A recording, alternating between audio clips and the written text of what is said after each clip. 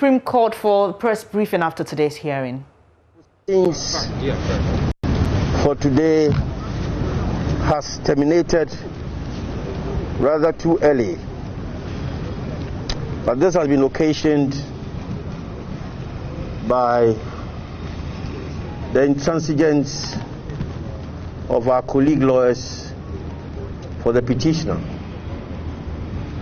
You will recall that on the last date of court, that is the 20th of January, the court made definite orders by all lawyers in the case, lawyers for petitioner, lawyers for first respondent, and lawyers for second respondent. The petitioner was his witness statements by the 21st of January 2021. First and second respondents filed their witness statements on the 22nd of January 2021, incorporated with their submissions on the preliminary objection to have the petition dismissed for disclosing no reasonable cause of action. As was to be expected, the petitioner flatly decided to disobey the orders of the court and was openly defiant even this morning.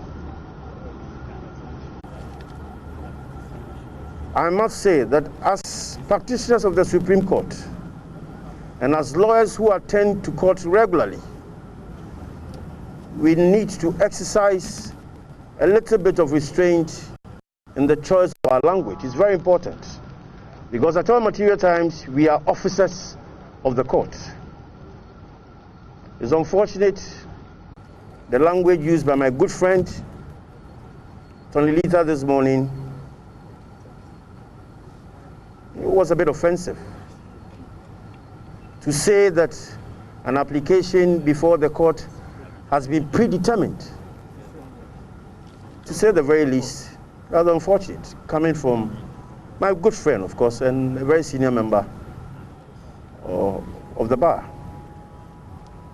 Well, the court did not take kindly to that.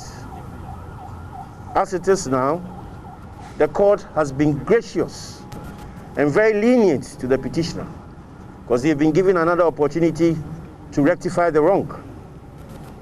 The petitioner has been ordered to file his witness statements by close of day tomorrow, which is Wednesday.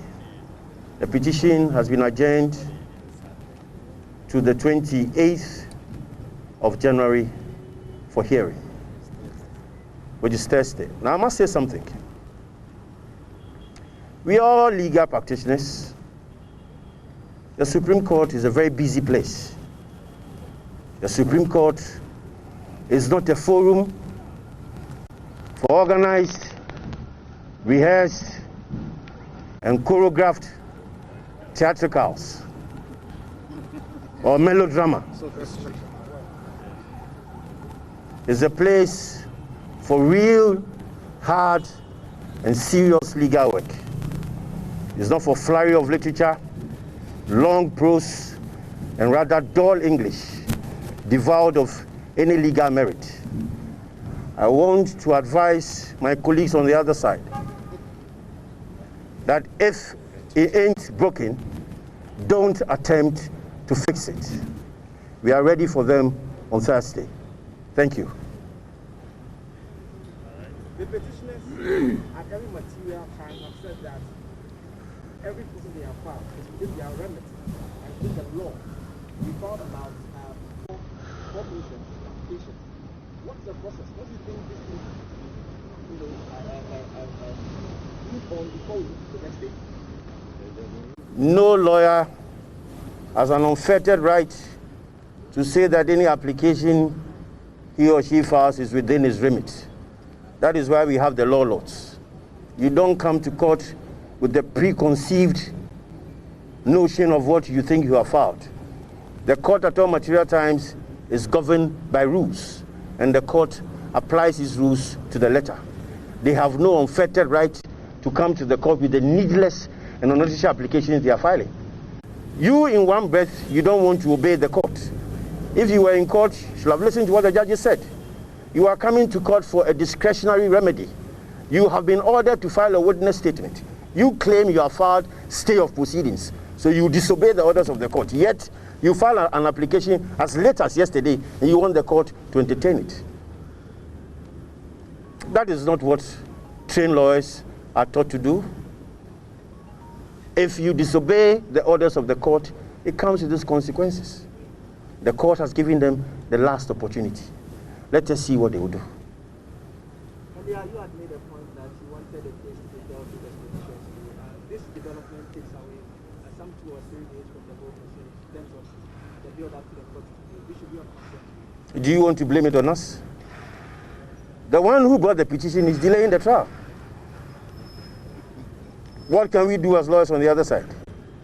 They are screaming that justice is being sacrificed on the altar of expedition. By their conduct this morning, do you think they want this case to be heard rather hurriedly? Don't blame it on us. When they come, ask them questions. Don't blame this on us. When they come, they'll be here soon. You ask them questions.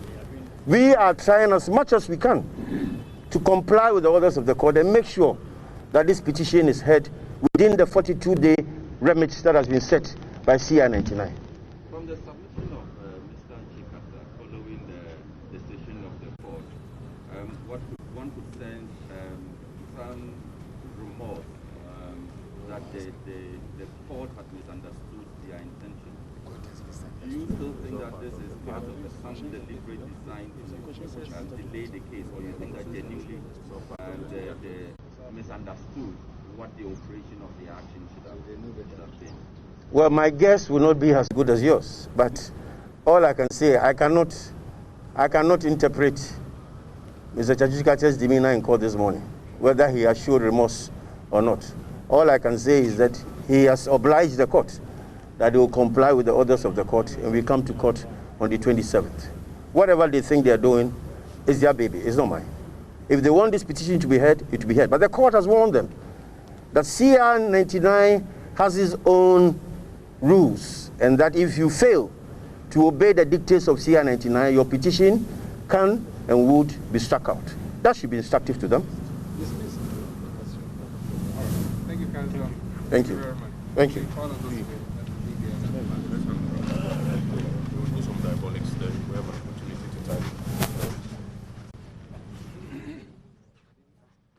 You just heard a member of President Akufo-Addo's legal team, Frank Davis, answering some questions there just before today's,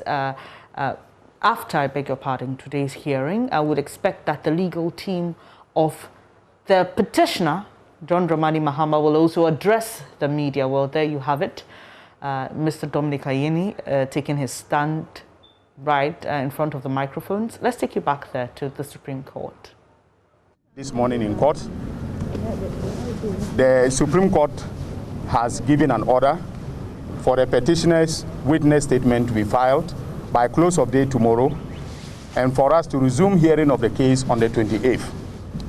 But before I go into what has happened today and other matters, I want to record our disappointment with respect to the language used this morning by a senior member of the bar and former president of the Greater Accra Regional Bar, Mr. Frank Davis. The language that he employed this morning is unacceptable in describing the actions of petitioners' lawyers as theatricals, in describing us as persons who intend to be intransigent and disobedient to the orders of the court. I am sure that Mr. Frank Davis knows that all the applications that we have brought are within the framework of the law. You are journalists. Please do a bit of research. Read CI 99. And please tell us where in CI 99 it is said that you cannot bring an application for stay of proceedings. Tell us where in CI 99 it is said that you cannot bring an application for interrogatories. And tell us where in CI 99 it is stated that as a petitioner, you cannot bring any interlocutory application before the court. these are all mechanisms that legal practitioners employ. And we have employed them in a way that is not abusive of our rights within the framework of the Supreme Court rules. And so for him to employ that language is most unacceptable, and we take exception to what he said this morning. Ladies and gentlemen, there is a fetish that is being made of 42 days stipulated by law for this trial. Again, I want to refer you to CI 99, which is the amendment to the Supreme Court rules, CI 16. Go and look at Schedule 2 to CI 99. The schedule is very clear that the trial is supposed to take place from January to March. Now just do a bit of computation. January has 31 days. If February is not in a leap year, it has 28 days. And then March has 31 days. That's 90 days for you. Was the lawmaker wrong in stipulating this period for a trial? The view we have taken of this matter is simple. That the trial is supposed, the 42 days is the number of days, working days, that the court is supposed to use in discharging the petition. It is not to be computed on a day-by-day basis. I also wish to make it abundantly clear that this is far from being a frivolous and vexatious petition that His Excellency John Dramani Mahama has filed. The impression being created by the MPP, the ruling MPP, is that we came to court with a frivolous and empty petition, and we are just seeking to engage in theatricals so that the petition will not be heard. His Excellency John Dramani Mahama is far from being such a person. If you look at the petition, it has two purposes. The first one is to hold the chairperson of the Electoral Commission, Jane Adukwe-Mensah, accountable for a violation of the Constitution. Now, if you have practiced journalism in this country for a period sufficient enough to know that we have never had a situation where the chairperson makes a declaration based upon one figure, issues an instrument validating the declaration based upon the figure that she has used in making the declaration, and then subsequently revises that figure. Repeatedly revising the figure. Now that is unconstitutional conduct, and we want her to be held accountable for that. We are saying that that conduct that she engaged in is unconstitutional. It's not supported by any provision of the Constitution. And again, as journalists, you should be asking her, when she did the revision, were there agents of the political parties there? That is a critical question that you should be asking her. The second purpose of the petition is with respect to the mathematics of Article 63, Clause 4 of the Constitution. It requires that for a person to be validly declared president of this republic, the person must have obtained more than 50% of the votes. Our petition is very clear that His Excellency Nana Addo Dankwa Akufo-Addo, when he was declared president-elect by the chairperson of the Electoral Commission, had not obtained more than 50% of the vote. That is the mathematics of Article 69. And if this is not an important issue, I don't know what it is. And therefore, as journalists, when we file our witness statement, read it carefully, and you will see that this is not an empty petition. They are preempting Ghanaians to think that we are joking in court, but we are not joking in court. At the start of the proceedings, you realize that your colleague, Mr. Lita, was explaining to the court why you didn't file the witness statement. If you could clarify that, please. Yes. Filed for stay of proceedings. Now, for a layman, that is an application which is brought before court to stay his hand with respect to everything in relation to the proceedings. Everything in relation to the proceedings. Pending the determination of a matter that an applicant has put before the court. And you will recall that we have an application for review to disallow our administration of the secretaries. And that application was fixed by the court itself for hearing on the 28th of January. And therefore we thought that given the impact of the interrogatories on our witness statement, because if Jane Mensah answers all the questions, they will bear on the nature, content, and scope of our witness statement. And therefore we said, let us abide the decision of the court with respect to the witness, the review application, and after that, we will incorporate the answers into our witness statement. That is what that is why we brought the application for stay.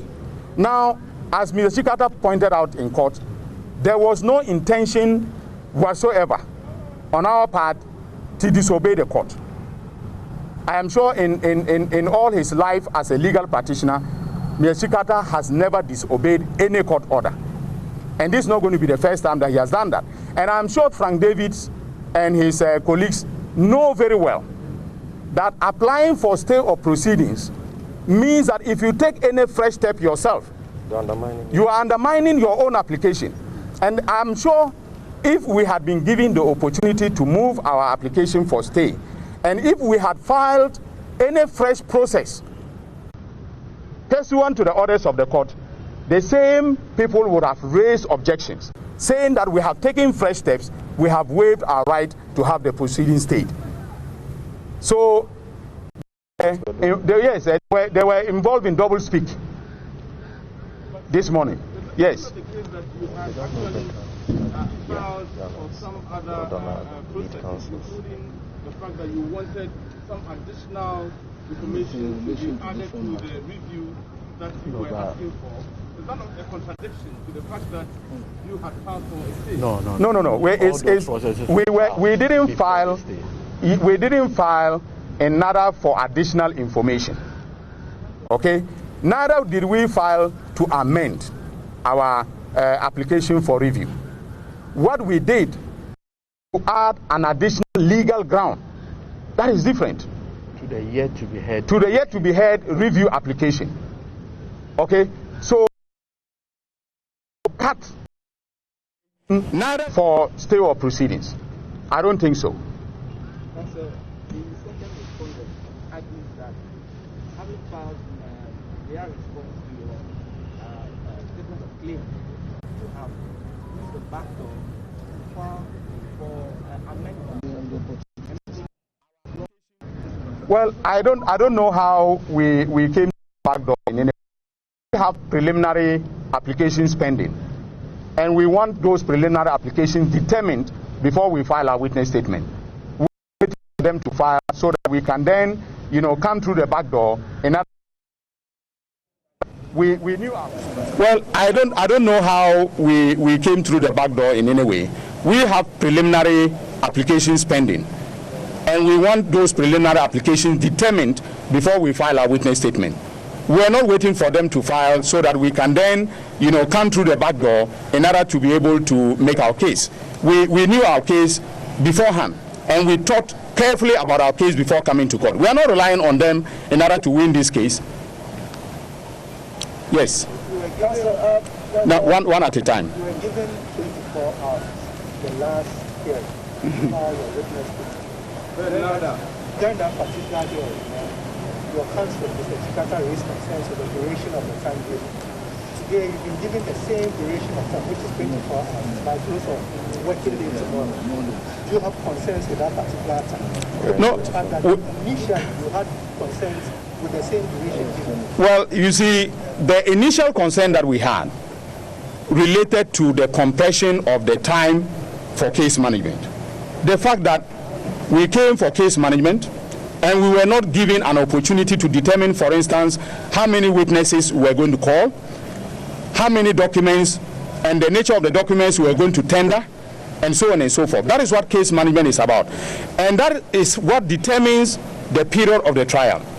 Okay, so if, for instance, we are calling only one witness, the court may decide that that witness should be cross-examined just for 2 days by each of the respondents.